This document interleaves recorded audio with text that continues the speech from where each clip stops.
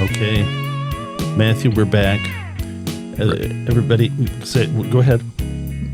You were saying something. I'll just say episode 9. Oh, yes, this is episode 9 of the ThroBak Guitar Lounge Podcast. 4th of July episode. There it is. Matthew's waving a flag. Are you half a patriot? Oh, I'm a full patriot. Because you're got dual citizenship with that country that borders us. Well, I was born trying to take our intellectual property rights and taxes on that for software. I am under oath while in the United States. I must follow the laws of the United States. Okay. So today we'll say what the Guitargument is going to be here, Matthew. It is the truth about P.A.F. pickup repros. The truth being is too hard for people to hear about pickup repros, P.A.F. pickup repros. You know, the myth that somehow they can be reproduced, or the myth that somehow they can never be reproduced. Well, I like how you described it. You said the impossible P.A.F. That's right. It's like impossible beef, right? Or chicken or whatever they make. My daughter likes the impossible beef hamburger. She enjoys it. She doesn't like regular hamburger. But she likes the impossible one. But she enjoys I've never had that. I don't think I have either. I do want to try one. Okay. I've had a veggie burger, but not the impossible burger. I've never had any impossible meat. But we'll talk about that in the Guitargument. Where Matthew, you have something to read here first, though. Is this for the sort of 4th of July holiday? This is the T-shirt edition too of the ThroBak Guitar we're going Lounge casual. Podcast. It's a casual Friday. Yeah, with these I'm sure we don't have these available on the website yet. We're revamping the website to have these accessible for purchase. They have a large ThroBak logo on the back. But the only thing I was going to say is that we're going to do a My Musical Musings. We're going to do a slight little entry into the patriotic sort of guitarists, guitar players, and maybe a guitar maker as well. You sprung this on me. Well, I like to do that so then you can react honestly. And I thought I knew everything that was coming up here. Okay. Well, is that it then? Yeah. So I'm going to be, all right. I guess I hope it's okay. Okay. So we'll go through the ThroBak Mailbox, tools and tips, the Guitargument. But before we get to the Guitargument today, we are going to have we are going to reveal the Collings 71 series guitar that arrived during the taping of last week's episode. Right. That has the ThroBak Nocaster A3 Classic pickups in it. And what do you think of the guitar, Matthew? You've played it. I played it. Yeah, I was very. We saw it at NAMM in January, but I can't remember if I must have held it. I know I didn't play it and plug it in because it's very hard to do at NAMM. It's hard to do that NAMM, and even if you can plug it in, and then I remember there was all sorts of sound police coming around to the booth, and they were no one was playing loud, and they were still insisting that everybody turn it down. So I think I held the guitar, but it's a very, very nice guitar. I was surprised they did a really, really nice job. Yeah, I mean, it's nicer. I mean, we will reveal it in just a short bit here, so stick around. But it was very nice there, and it's nicer having the thing in hand and playing it. We think they may have made some changes to the one we saw, the prototype. Just a couple of, not really to the shape of it, just how it's handled, maybe our recollection of it is wrong. But it's nothing to be disappointed about. It's very good. Yeah, they did a great job on it. Okay, so let's get to the ThroBak Mailbox, Matthew. We'll get to these your musical musings and everything. Oh, and we're going to play the guitar, by the way, the Collings guitar.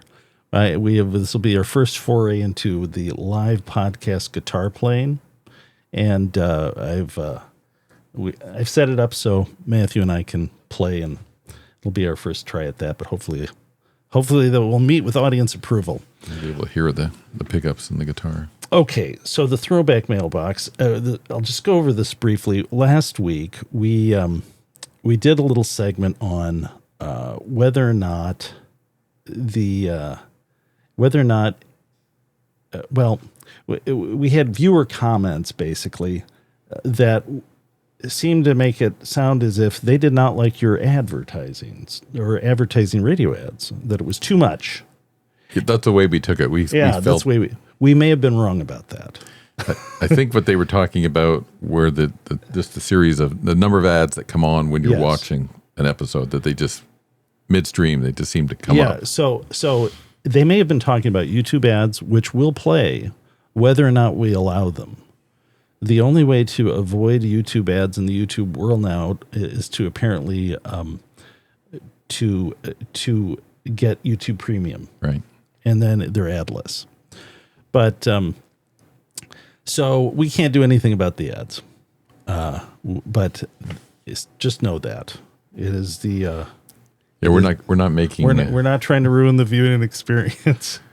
Now, although we think that it's possible someone actually was talking about what the content of these ads were, because there was another viewer comment where they basically tried to call, I guess, nicely call us out and say, well, your ads are that you're taking all of this, going to all these links to reproduce a P.A.F. But hey, guys, P.A.Fs were mass produced. So what's the big deal?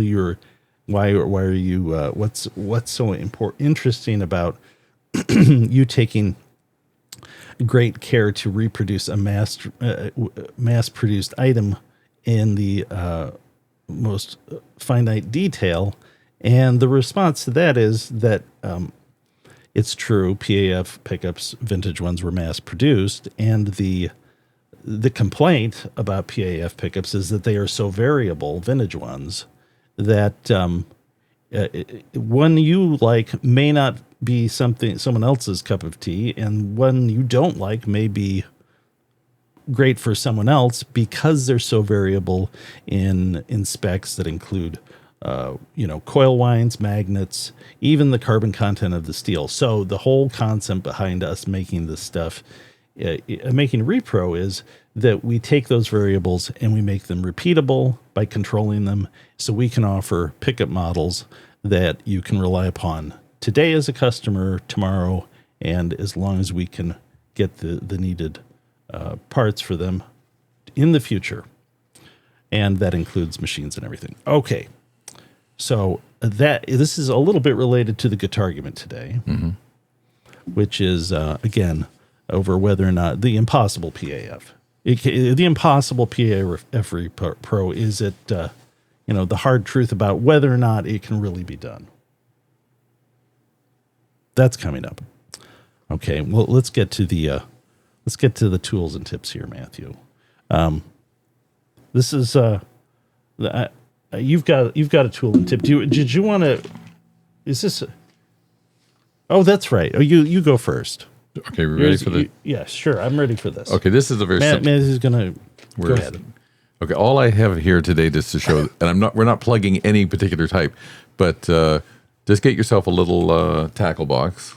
I don't know. I must. This is for guitar picks, and then you just throw your guitar picks in there. Yeah, and you have famous guitar picks in here. There are some famous ones in here, but then see if I can get a picture. And then I forgot, but I actually put a little. Some names up here with a little. You've gone to that extent. Can you tease us with a little bit of the, or this is names of the type of pick? Well, yes, it's a names of type because this pick is an interesting little pick. It's how would you pronounce that? Maybe it's the Herdem. Herdem. Can I see that? See, look, show that one. Oh, I've got one of these. That was in an old guitar case. It's got a texture on it. It's a nylon textured pick. It says nylon West Germany. Yeah, I've these have been around for quite a while. They're heavy. I saw them in that one I saw in a guitar player, a bass guitar player interview, and I think I'd seen U2, and you could see him or maybe just photographs. And Adam Clayton from U2 was using. Oh, okay. And I've said, what's that pick he's using? Can you give us just a little taste of what sort of famous picks are in there? Well, without telling us, I don't want to. Well, okay. Well, Like, I'll could you show give us you, a but hint? I want to identify everything. But I was going through with, well, this is, I've never bought one of these. This is a little Ernie Ball thumb pick. That's from a famous player? That's from a famous player. Oh, my. And that one goes back, I think I got that in the winter of 1990. But the famous... Can you give us a genre of music? sort of Britpop or... Britpop? Or... I don't know how you describe it. Does this boy cry? From a northern city, from I think the Manchester. Oh. I think I've got two of those, but I've never. Does he have a brother? I don't think so. No, I don't think so. But I've got some famous picks in there that we'll do in another episode, which I've collected over the years. But it's too. People will have to watch. I don't even know what's in there. There's too much to go. Actually, I know there's one in there because you gave me. I gave you one. You gave me one. Yeah. But it's somewhere around here. I think it's in my drawer over there. Well, his name is on it, so you can't mistake what it is. Okay. All right. So that was get a tackle box for your guitar picks is Matthew's tip. Otherwise, they just end up everywhere. All right. I probably, well, if you can find the appropriate Amazon tackle box, we'll put it in there. Yeah. Just whatever you want. Okay. So my tip and tool for this episode is, has to do with intonation. So obviously people want an electric guitar. The upside of it usually is that they're highly adjustable for intonation. The downside of an electric guitar is that that this finite adjustment still has to deal with the fact that the frets on a guitar are an imperfect arrangement. So that it's impossible to get everything perfectly in tune up and down the neck. It's just the quirk of having a scale, a length, and having straight frets. You see these fanned fret guitars and all the sort of zigzag frets. It's an effort to deal with this. So at some point it's a compromise. But I have found that if you get sort of the gold standard of tuners, which is a Peterson Strobo tuner, that you have such a high degree of accuracy with that tuner that I find that I'm kind of like, it's almost sensory overload when it comes to tuning. So I'll show that Strobo. So, this would be it. It's sort of the desktop unit, Peterson unit that you could use. And the downside of this, though, is it's spinning when I'm talking to it. But, if you're familiar with these things, the strobing feature of it, the concept is when it stands still, you're in tune. The problem, and again, for setting intonation, the common scenario is you play the open string or an open string harmonic, and then you fret it at the 12th fret, and then you adjust the saddle so that the 12th fret is also the note of the open string. The problem, again, with this variable of an imperfect scale for the frets, this is particularly noticeable with a Gibson guitar, a vintage one. And a peculiar part of the sound of one is this variation in the imperfect scale, fret scale. It's part of the sound of it, but again, you have spots where the notes are not going to ring true to with a tuner. So I find that this thing is so accurate, the Peterson, that I can't ever decide. I can't ever decide whether or not I'm a little sharp or a little flat when it comes to fretting that 12th fret note. I mean, because at that point, even your pick attack on the note is going to make it go sharp, right? So, and to the other quirk of the intonation is that a workaround for this is this imperfect scale length is to get your intonation somewhere between the open string, the 12th fret, and then maybe the 5th fret note, the note that it should be at the 5th fret. And then you find the kind of happy compromise, and then you have a guitar that plays quite well up and down the neck. And I find that a tuner that works real well for this, that will actually show the note without the spinning wheel or without showing that it's a little sharp or flat, is a very accurate tuner, but a tuner that is a little less accurate than a Peterson Strobo tuner. And that is the Polytune 3 by TC Electronics. And the reason, this is a very accurate tuner, but if you look at the specs at it, it's just ever so slightly less accurate than one of these Peterson tuners. I was upside down. So the upside of this, I find, is it takes out this sort of variable where you're like, I don't know, is it a little sharp, is it a little flat, is it a little sharp? This thing will show, oh no, it's the note, right?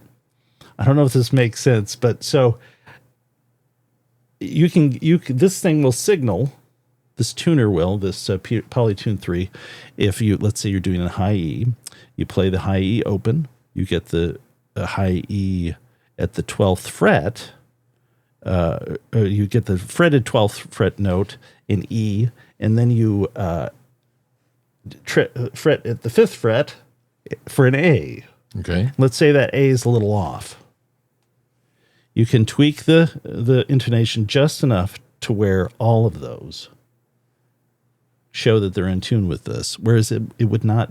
One of those would be spinning with that Peterson model. Too accurate. And I don't know, if you're like me, that it's like I can't make a decision about it because I know that none of them are perfect, right? But this fools me into thinking it's perfect, and the perfect reading from this is really the perfect compromise. That's why I find it so useful. I've never done the trick we're trying at the 5th fret, trying to go for the A. I mean, because when you think about it, you're playing, that's the neighborhood you're playing most of the time anyway. Yeah. Right? Is somewhere around the 5th fret, 3rd fret, 5th fret. Probably for most rock and blues stuff, unless you're strumming, then you're playing a lot of open chords and stuff. Who was the famous guitar tech luthier who had the place in Holland? Dell. What was his last name? Dell's Guitar Gallery. Yeah, I can't remember his last name right now. But he told me and I don't know if this is just for a Strat, but he said the G should be slightly flat, ever so slightly. Yeah, I know. Actually, I know that. Is it the G that's slightly flat or the B that's sort of this Chuck Berry sound? Because when I got guitar lessons, one of the guys kind of showed me that. I know that I do know too that there's some notable guitar repairmen that they use one with a needle rather than a Strobo one, because I think because of this thing of them being so accurate that if you're trying to intonate sort of in the sweet spot between so that maybe the 5th fret is going to sound good also, that the needle one they find a little bit more useful, the old-fashioned kind with a needle. All right. What did you think of that, Matthew? I think I maybe went on a little too much about that, but it's a little hard to explain. It's interesting. But learn something new. Okay. All right. So we're going to skip ahead before the Guitargument. Okay. We're going to play the Collings series. Well, this guitar, I'll get it right now. Before we actually plug in, let me get the drum roll. We'll do the drum roll here. We'll talk about the guitar here. This is the. Oh, hold on. Hang on. Here. There we go. Hold on. This is the Collings 71 guitar. That's the name of the guitar, but the 71 series consists of 2 guitars. Yeah. This is one of them. So this is a guitar. Let's, Matthew, you're going to show my knees, I think. No, I hate to do this to you. So I'm going to go into the corner. You're going to go into the corner. That's fine. And it's going to, because right now the guitar is the most important thing. Sure. Now we set this up because you don't have the bass with you. Maybe this. I'll go grab the bass. Well, yeah, grab your bass. So this guitar, and let's see if I can get the headstock in here. There we go. This is the one with the 71. They have a 71 and a 71M Collings does for these guitars. The 71 is sort of a Telecaster style arrangement. And the 71, well, maybe I'll get you back here, Matthew. The 71M is their sort of Jaguar-esque sort of thing. Jaguar Jazzmaster. Oh yes, Jazzmaster. That's right. I believe it has a Masterly bridge on it. Yeah, it has their sort of the is it Mastery bridge? Mastery, sorry. Mastery bridge. It has their Jaguar style Mastery bridge on there, and has some sort of Jazzmaster style pickup in it. This one has a Telecaster arrangement, and one of the upgrade options for this guitar is ThroBak pickups. And this, I recommended that they put our Nocaster A3 Classic set in the guitar, which they loved, and that's what's in this guitar. When we were at NAMM, I said, hey, I want to buy one of these. And they said, I didn't even press them on it. They said, we actually have a spot in the queue, and for you, we will get you one. You were put on the fast right track. Away. I think I really was, because I don't see any videos of these things. If you're watching this, you see some from NAMM, but you don't really see any from dealers yet. I think these are just going out. So I was very lucky to get this wonderful guitar. Two of the 71Ms went to the Music Emporium, and I believe they're both sold. Yeah, I've seen the M's. I have not seen any of the 71s out and about.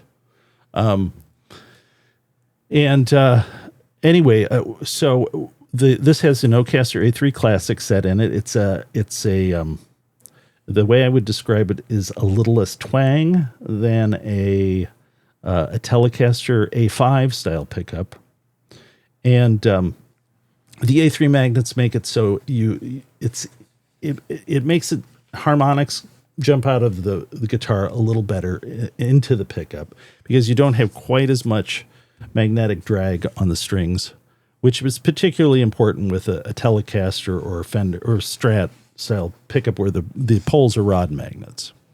So, but as part of this, they wanted to know how one of our A5 sets would sound in it. So I've already played this band practice. Mm-hmm. And after I familiarize myself with that, I am going to perhaps put in our T59 set so I can give them some feedback about that. And again, our customers in this wonderful guitar. The guitar is 6.5 pounds, which is really a nice weight for a guitar. Obviously they vary, but this one is 6.5 pounds. I didn't request that, but that's great. That's great weight for an ash-bodied guitar. Yeah, it's an ash. Maybe flip the back around. Yeah. So, and there's a. Here I'll go to the other side. There's a. It's not quite a belly cutout. I guess it's a belly cutout, but it's got a little taper there, and then it's got an arm curve contour right there, offset shape, and it is super comfortable to play. Yep. I played it for 3 hours of band practice, and it was a joy. And I don't know what your experience was with the Collings guitar, but you experience one kind of playing it in a store, and then you get it sort of in hand playing it in a band. You're like, wow, it's even better. I mean, because you spend a little time with it, and you're like, this has the neck, and I don't recall this. Maybe I just don't remember properly. Is a softer V. I kind of wonder if that was the spec that they may have changed from at least the guitar that I tried at NAMM. But that feels super great. A really nice vintage feel to it. The neck is maple and rosewood. The maple is flat sawn, I would assume. It's not. I know that Aaron is at Collings, who is in charge of all the electric guitar production, and designing these things. I know that he's very aware of the feel of the guitar, and in terms, not just in terms of how it hangs on you, but how it resonates when you play it. And I'm sure I would have to assume this flat sawn neck is calculated to get a guitar that resonates as well as this does, rather than the quarter sawn maple that you would see in custom shop guitars, for like a Fender custom shop Telecaster. For some reason, Fender custom shop guitars usually have a quarter sawn maple neck. Actually, I would assume the reason they do that is because quarter sawn maple is more expensive because there's less of it in a log. If you cut up the tree, there's fewer quarter sawn pieces. So it's ideal it's the most expensive, plus it's ideal technically in terms of warping potentially and all. But a vintage one, I believe, is almost always a flat sawn.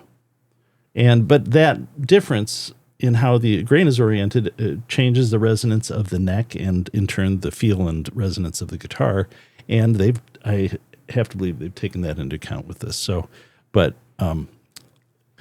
anyway, maybe describe the the pickup setup. Yeah, the electronics here, switching, are standard 3-way switch, a volume tone, but it has a push-pull on the tone pot, and pulling it will get you both pickups in series anywhere the 3-way switch is.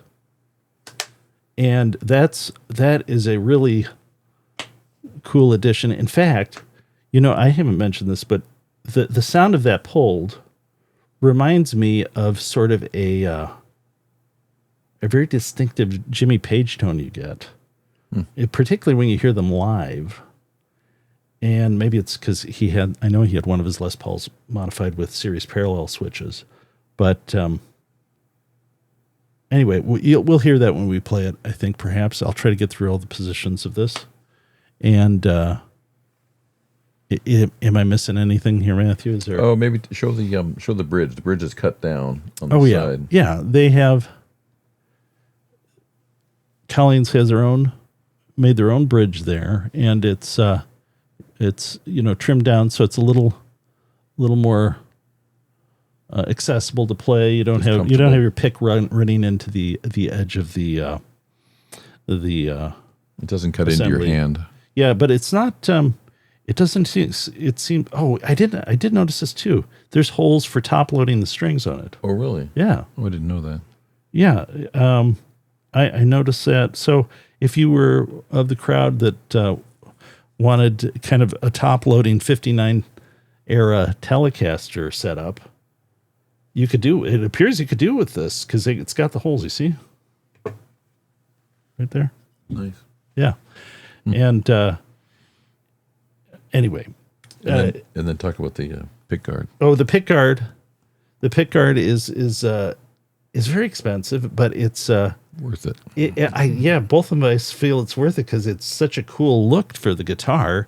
It's hand poured with epoxy. I believe it's epoxy with 2 different colors, and all of these are going to look different, but it's really a cool custom thing that you get from a place like Collings. Yeah, they make it in house, and then you get there's a truss rod cover at the top too. Yeah, that matches it. Let's see. Maybe you can see it right there. There you go. On Matthew's camera. Okay, let's plug him in.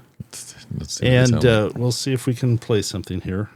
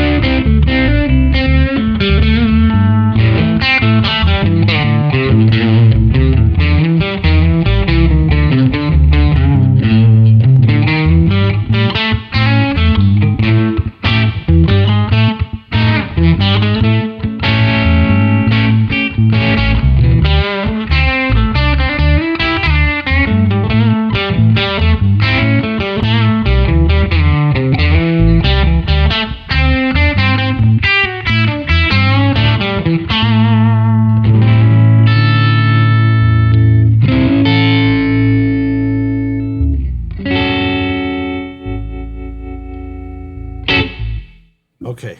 All right, Matthew. All right. That's it. Let's hope that it all came out there. Well, we should tease the maybe another video we're going to do. We will do.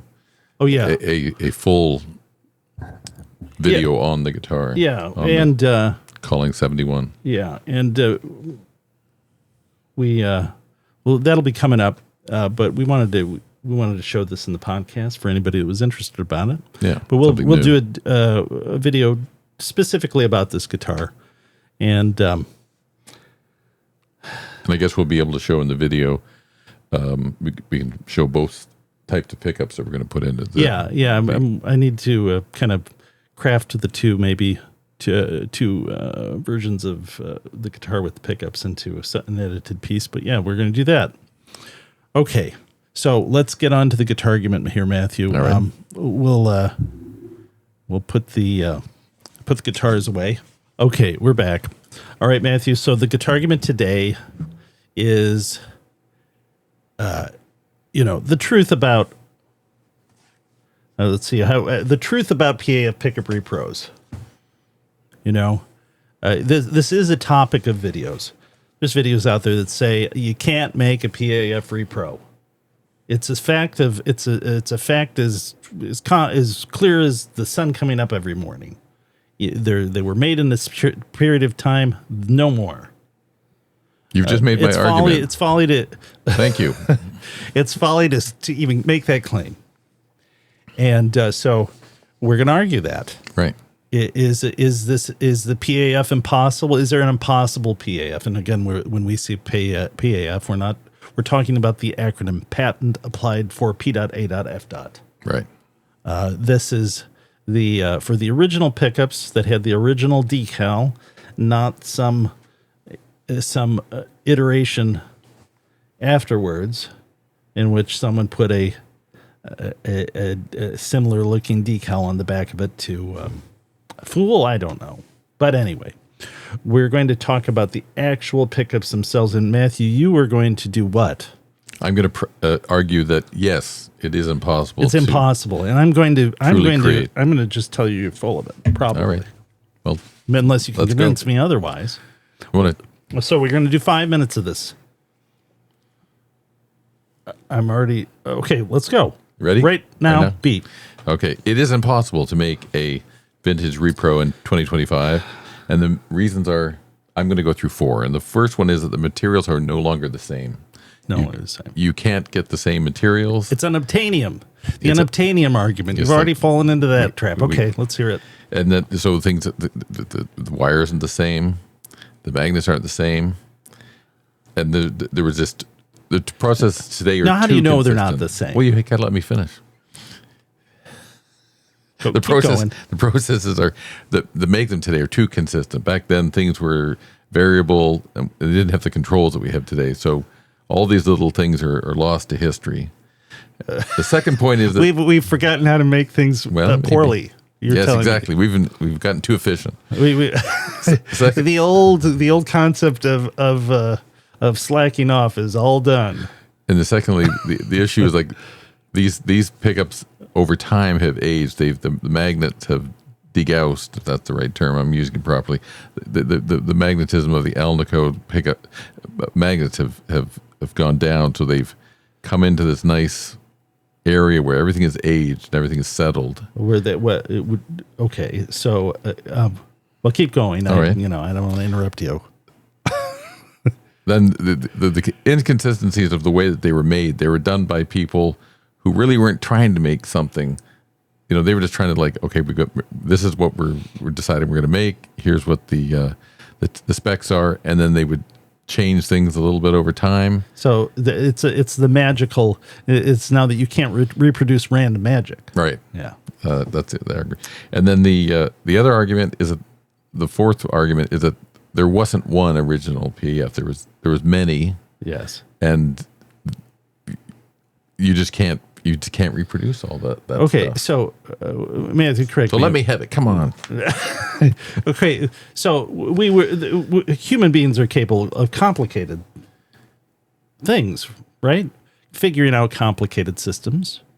I mean, the sort of the stereotypical thing is here that, we were able to put human beings on the surface of the moon with a computer that's less powerful than your iPhone.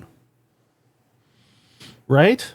I guess We've that's advanced true, to that state of technology, yet somehow we cannot figure out what the component pieces and their makeup was for a pickup made between 1957 and 1960, and again on to 60 into the 60s, similar spec of the most desirable.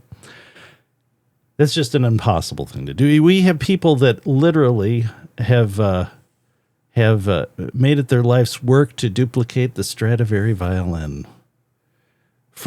They've even gone as far as to find tools in the attic of his old workshop. And yet, somehow, we can't get the information required to make a P.A.F. reproduction or the machines or mechanisms in order to do that properly. So you're holding to that argument. Yes. I think that that's complete nonsense. It's complete nonsense because I think that your argument is that these were sort of a practical industrial product for a guitar that was made in a factory. I think that very detail actually makes them more reproducible than if they were a boutique item. Let's say there was a boutique pickup maker in 1955 or 57. It makes them more reproducible than if there was a boutique pickup maker making handmade pickups individually in the 1950s. Because you would now, industrial processes of the 50s are known. The secrets of hand making an individual crafted piece would be the secrets of that maker. There were no such secrets like this for Gibson, I do not believe.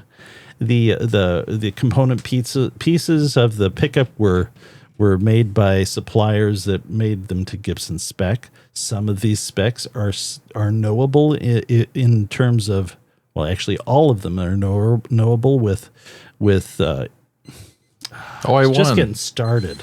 Did I win that one? No. Oh, well, I don't know. Maybe you did. We'll hear from the audience. Okay, so we'll go to the cool down though. So now, Matthew, how should we do this? Should you go through your list here, and I will just refute? I will refute or agree with any of these. Now, these are you've gotten this. Okay, let's go through the one. You've got a list here, so let's just go through them all. Materials are not the same. Materials are not the same. So, do you have any more? Okay. So people say the materials are not the same, and this is true in the sense that they're not the same as what's commonly available now. Well, let's talk about the bobbins. Are the bobbins the same? Butyrate bobbins. So if you went to Molder, plastic Molder, and I say I want bobbins for this pickup, the last thing they would do would say, you can make them out of butyrate.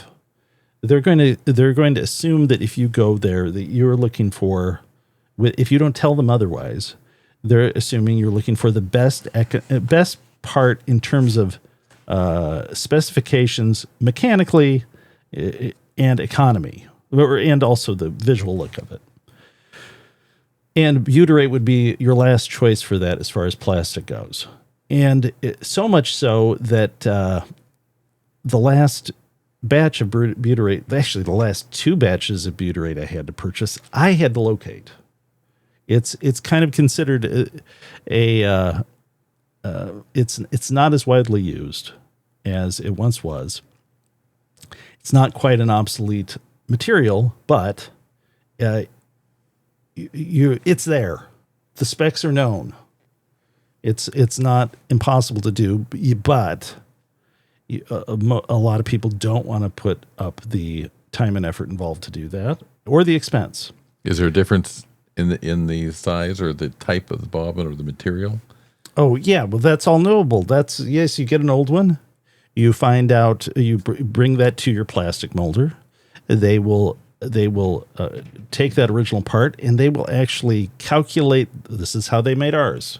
Fred, our plastic molder, gave him sample bobbins from a P.A.F, and he recreated them in CAD, but also took into account what the shrink factor is for plastic mold. If you work with a plastic molder, there is a you find these things out. Mm-hmm. You can't just make a mold that's exactly the same size as the part you're duplicating. They have to size up the dimensions in order to take into account the factor, the shrink factor of the material being used.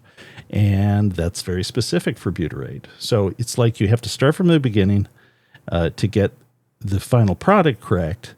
And it's a big expense. A lot of people don't do it.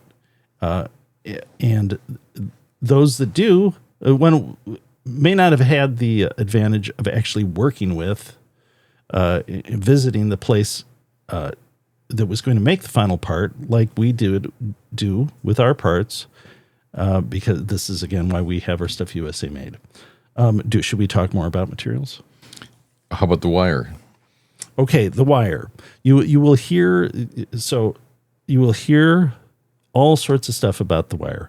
And one is that the wire in the 50s used benzene process for the coating. Okay? Well, guess what? The wire we use today still smells like magic markers, which is from benzene. They still use, so that process still exists. It is still around. Now, there is exceptions to this. And one of the notable exception is, if we're talking about coating, is that some places sell what they call retro wire, which is poly wire that is dyed to look, poly-coated wire to look like plain enamel wire. That's not the same stuff. So you have to pay a premium for the right stuff, but it's available. So the other part of this is you will hear things like the old wire used pure copper. And then you will also hear the opposite of this. The old wire used recycled copper, and the stuff now is pure. You will hear both sides of this. And whenever I hear this sort of thing, I think people are just making stuff up. Okay? So the truth with wire is that purity there is a tolerance for it to make this drawn. They add impurities to it to some degree to make it able to be drawn.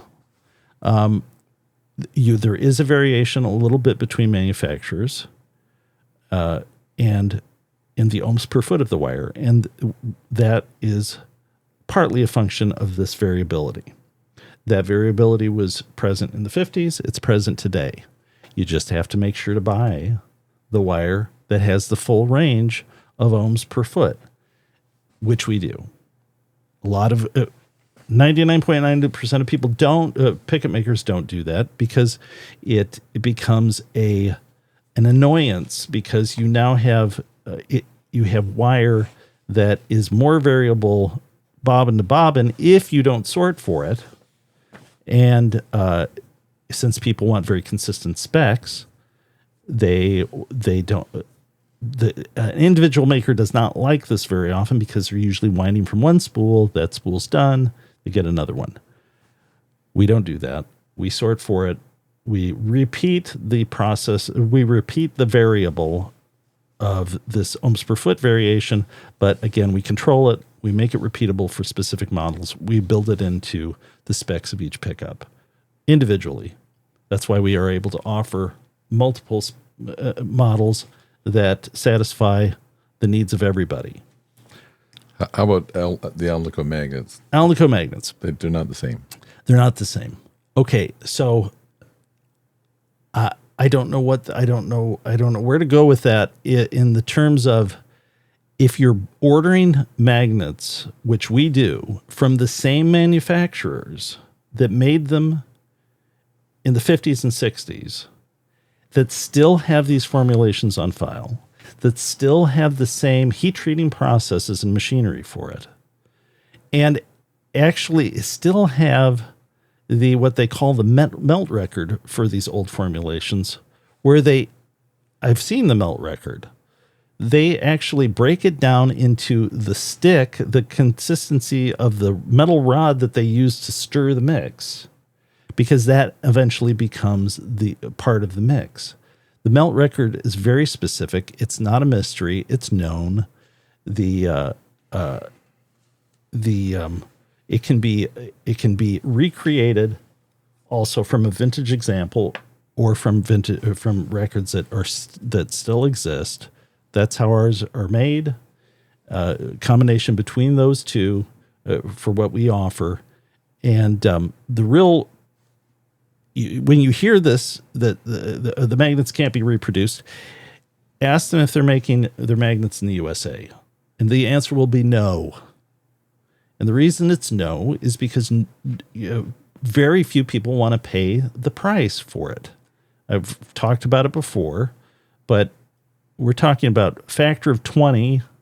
I think it's 11 to 20 times more, depending upon the magnet you get, for overseas made magnets. And again, the problem with the overseas magnets are you don't have this history of processes, record keeping, and the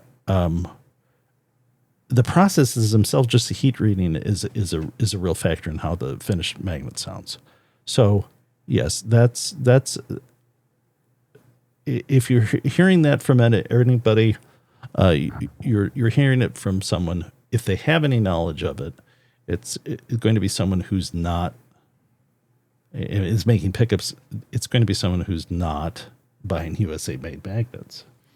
How about if the argument that they'll say you can't accelerate the actual aging of the pickup? Okay. So there are two factors with age. Like, I'm not sure what aging means except for the possibilities of this. The Gauss of the magnet, mm-hmm. and the internal tension of the wire on the bobbin. It is true that after you wind a pickup, there is internal tension within the bobbin that needs to dissipate over time. And I've tested this. After a couple of weeks, it's dissipated. But if you were to slice open a bobbin right after it's wound, particularly with machine wound pickups, in which all P.A.Fs were, there will be internal tension in the wire, and when you cut it, the wire will splay out. Because that tension within the wire bobbin coil is still in there. That disperses and equalizes over about 2 weeks, and so after that period of time, well, that's aged, right? So if we're talking about somehow the coil's aging, that's it. As far as the magnets go, the magnet, I think there's a little bit of a misconception about the magnets. I do not believe they were fully saturated with charge. Vintage Gibson magnets. The reason I say this is I know they used a homemade Gibson-made magnet charger that was made by a pattern maker at Gibson, and they used car batteries to get a DC voltage out of it. And it was actually the guy that designed the Slug 101 winder who made that. Rendell Wall told me that, because I asked him who made that machine. He said, he's a pattern maker. And he gave it his name. And he also said he also made the magnet charger that we ran off of batteries that zapped the pickups to life. Or that zap the magnets to life. So anyway, if it's not fully saturated in Alnico magnet, it can be vulnerable to losing charge over time. Again, I think they magnetize these things, maybe not individually, but in small blocks. So you would have some magnets that would be closer to a full saturation than others. And we do the same block charging method. And the Gauss level that we have for magnets, we have based upon vintage examples of pickups we've had in for repair. The flip side of this is that we've had pickups in for repair where the magnets are pretty darn close to fully saturated in a pickup that's never been opened. So, but if you have, it's a variable, but again, it's one of these variables that we control and we build into individual models. How about the argument that the people making them, the operators of the machines, it would introduce their own little variations in how they did them, and those aren't repeatable. Well, the only the variations. So I mean, there are variations with vintage ones, and they would be operator related. Mm-hmm. Right. One is the internal start wire length, which we build into ours, and we have more than one internal start wire length. And the other is coil tension and coil alignment. And that varies with vintage. And we vary them for specific models also. We specifically have machines where, we're going to have the tension read specifically this with a gram tension meter, and different on another machine. The wire guide thing is something we build in also. But that's also related to fixtures. It's a little more complicated with that, but and it's also complicated by the fact that if you're making a hotter one, the alignment in some cases is required to be more centered in order to get the wire on the thing. But anyway, again, one more. These are variables that we know because we have a very long history repairing these, the vintage P.A.Fs, and you wonder why we have so many models. These are the details that we build into them individually to have a meaningful offering variation. That leads into the last one. There were too many types of P.A.Fs. Well, that's true. Again, this is the complaint about a vintage P.A.F. is that that they weren't all great. And then there wasn't just one. And there wasn't just one. Yeah, and that's true. The specs vary, and I've said it before, they vary in number of turns, they vary of wire, they vary in ohms per foot of the wire, they vary in wire pitch of the machine used to wind the bobbin, they vary in whether or not the machine had a auto stop counter or not, they vary with the choice of Alnico magnet. We offer 9 kinds of Alnico magnets, and there's more variations in this that we could offer, but I'm not interested in doing that at this point. But the metallurgy varies for the pull screws. There is one thing that would fall into the unobtainium category that potentially. The keeper bar, the chemical metallurgy test we did on a keeper bar came in at 1016 steel. 1018 is the only available raw stock for a keeper bar now.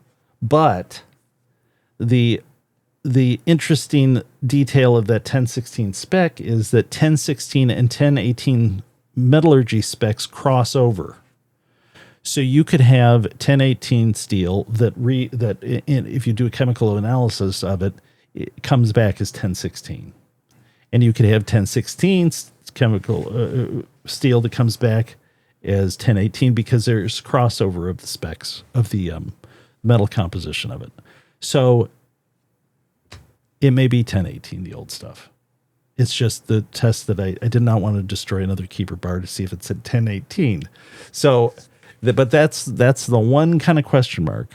Now, I did test our keeper bars again, a vintage one, and I could hear no difference. So I could go with the fact I could validly claim that vintage ones were 1018 because you have the spec crossover. But that's not actually what the test said. It said 1016. But I didn't actually know about the spec crossover until the lab that did it explained it to me. So that one item is the kind of one possible gray area, but I think it's probably 1018. But are you saying you couldn't get the other type of steel? For Yeah, the keyboard? 1016 steel. When I looked into it, it appears to be is only commonly used for rebar. Yeah, so I don't know if that. I don't know if I don't know. You know, it could be that the original stuff that was ordered in the 50s was 1018, and the sample I got had the specs that crossed over into 1016, or it could be that bar stock at that time in West Michigan, in Michigan was from Michigan suppliers was 1016. I don't know. That's one thing I don't know. Right. But again, I think that I'm splitting hairs to agree that's probably not even reasonable, to tell the truth, when you consider that there's a crossover there with the specs. So, but I like to be upfront about everything that we do, and that's the one thing that somehow didn't line up with what you could find today.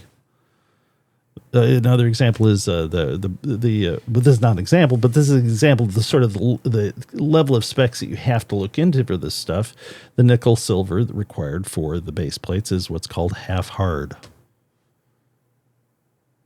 It won't form right if you don't get that.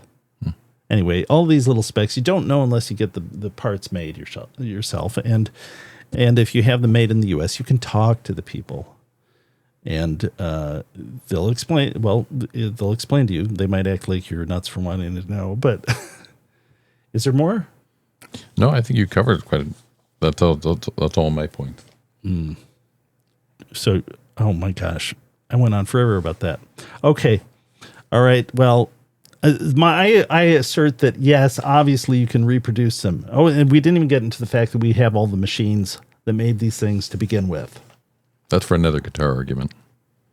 Is there what? Okay. So we will go now to your musical musings, Matthew. Yes, we'll do the musical musings. This is my 4th of July. That's right. Patriotic version of the musical musings. So we're going to do my top 3 most patriotic. These are guitar players, guitar makers, that's right, guitarists. Okay. For I have 2025. I have to call up some photos here, so we'll the first person on the honor roll is Irene Stearns. She is the last of the Gibson Kalamazoo gals. She is, and I did a search today, she was born January 30th, 1922. She's 103 years old. That's amazing. And you said in that photo, I believe this photo, she's either just close to 100 or she is 100 in this She looks great. So, good for her. So she's a lifelong Kalamazoo resident, and she worked at Kalamazoo in the early 40s. Maybe just the proximity to guitars extends the life. So if anybody doesn't know the Kalamazoo gal sort of story, Gibson wasn't.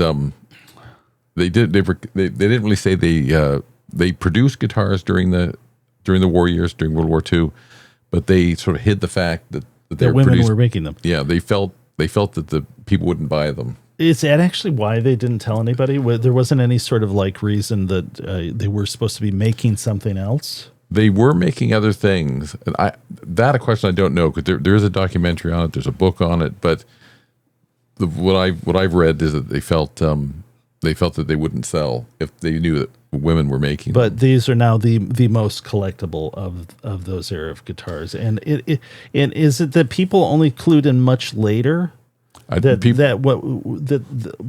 Part of what made these unique was that they were made by women.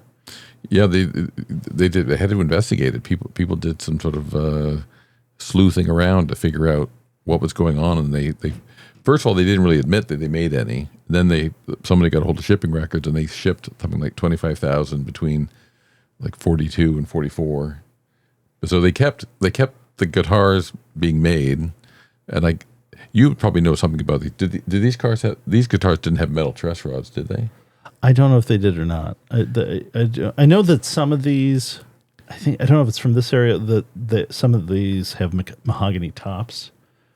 And I assume that's because it was a cost-saving measure.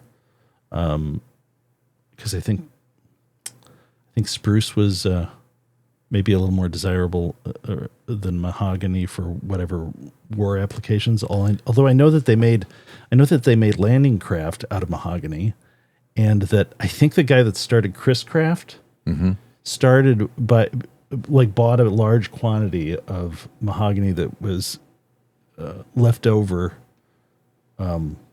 War surplus mahogany, yeah. At the time. I don't know if I've got that story right, but I think that is it. Yeah, they said they what I read is that the truss rods were, that tooling was very similar to some tooling on a 50 millimeter machine gun. Oh, and they did that kind of work there at Gibson, and they did some electronic work for, I think it's components for aircraft and things. But there were women, an all-women workforce that worked on guitars for a period of time. I think those do have truss rods. Do they? I think they do. So anyway, we're gonna give an honor to Irene Stearns, who is she turned 103 in January, and she's still with us. Our next 4th of July. Our next 4th of July, we're going to give the honor to Jimi Hendrix playing the Star Spangled Banner at Woodstock in August 18th of 1969. All right. Classic. All right. And we all are familiar with that. Yeah.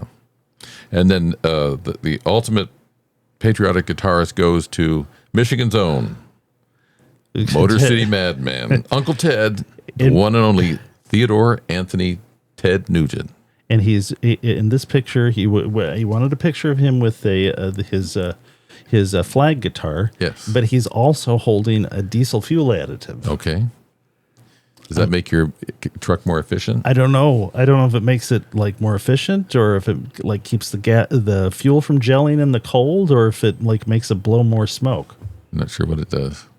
But he seems pleased with it. Yeah. Now you saw him. You saw you didn't say hi to him, but you told me you saw Ted Nugent at a bookstore. I saw him down here. I saw him at the old Barnes and Noble on 28th Street.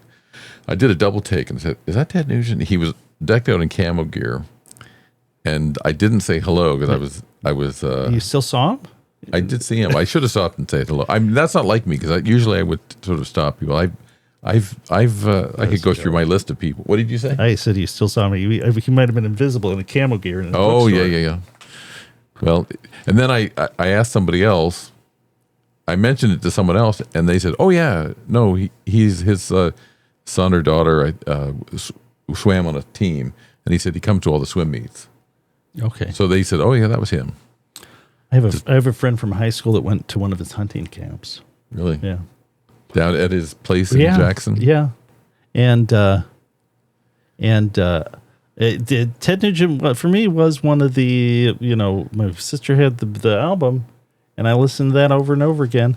And Derek St. Holmes? Mm-hmm. He called here for pickups, and the caller ID said Derek St. Holmes. So I answered it, and I said, "Is this the Derek St. Holmes of Ted Nugent fame?" And he said, "Yes." And I said, I grew up, I learned guitar listening to that stuff. And I have always thought you have the quintessential rock vocal. Right. So. Yeah, no, I didn't go to there was what was it called? The World Music Festival in Toronto in the summer of it, was it 78 or so? I didn't go to it, but my brother did. And Aerosmith was the headliner, and Ted Nugent was the next to the headliner. It was a big all-day music festival, but Nugent came out, sort of catapulted over a stack of Fender.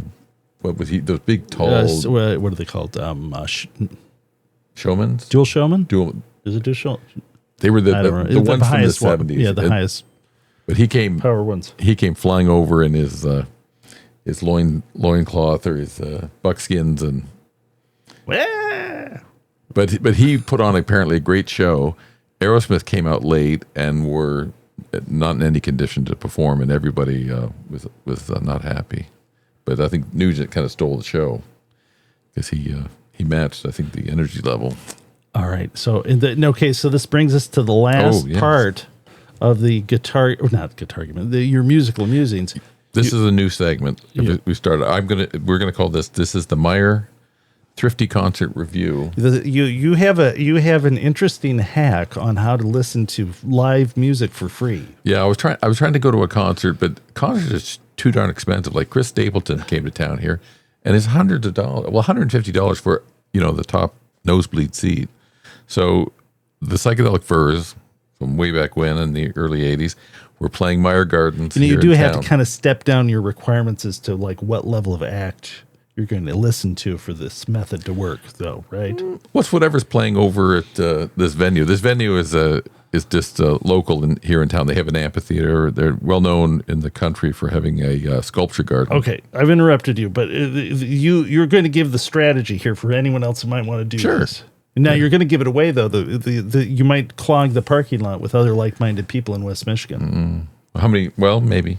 We'll have to see. So tell us what you did. Okay, so you have to arrive late at the show. The show starts about. When you say at the show, you're not buying tickets. I'm not buying tickets. No. You're driving in your car into the parking lot. Yeah, there's no gate to stop of an outdoor venue. Yeah. So just I let people know. So to this outdoor venue is people in the Midwest, maybe around the country now, are maybe familiar with Meijer stores. Yeah. Meijer stores started in Greenville, Michigan, and their first big mega store was here in Grand Rapids on Kalamazoo and 28th Street, and it was the store that the first superstore Sam Walton went into. Yeah, that gave him the idea to start Walmart. Yeah, so it was a mega grocery store, department store. It had everything, and was called Meijer Thrifty Acres. Well, fast forward. Part of the philanthropy of Fred Meijer was that he bought a bunch of land and he started the Meijer Gardens here in town, which as part of it, there is a Meijer Gardens sort of outdoor amphitheater that has concerts. Yeah. And you were trying to, into the Meijer was called Meijer Thrifty Acres. Don't take this Dutch people the wrong way, but he was a Dutchman. And around here, they have a well-earned reputation, Dutch people do in West Michigan, of being very thrifty. With this is seen as a badge of honor. Badge of honor. So the Thrifty Acres, it appealed to the local populace here. You can get a great deal here. So you're along those lines. You're keeping true to the theme of Meijer by showing up in the parking lot and listening for free. Yeah, you just drive into the parking lot. The amphitheaters, you can't see much, but it's a nice venue. There's sculptures and it's all landscaped, but the sound was good. So I went in with my wife. People were already leaving. The heat was too much. So, and by went in, you mean just in the parking lot? Yeah, just went into the parking lot. So I was within 150 yards, if that. Maybe less than 100 yards. Less than 100 yards of the concert, and I had a direct view of the stage monitors that were unblocked. So the sound was pretty good. But I pulled into a parking space and just backed into it, and sure enough, about 5 minutes into it, a person came around on a golf cart and asked me, "Do you have tickets for today's show?" And I just looked at her and said, "No, I don't." No, but you were thinking ahead. You actually got their set list from the previous show. Yep. And I was following it. You could hear what they were playing, and you knew that the next song coming up was the only song I remember from. It's the only song I really wanted to hear. Psychedelic Furs, which is it Love My Way? Yeah. From the second album. You said, okay, but is it all right if I wait for the next song? I said, I looked at it and said, is it okay if I say? She said, no, you have to go. Because they're worried about people leaving all at the same time. Okay. And so then I said, well, I only really want to hear the next song.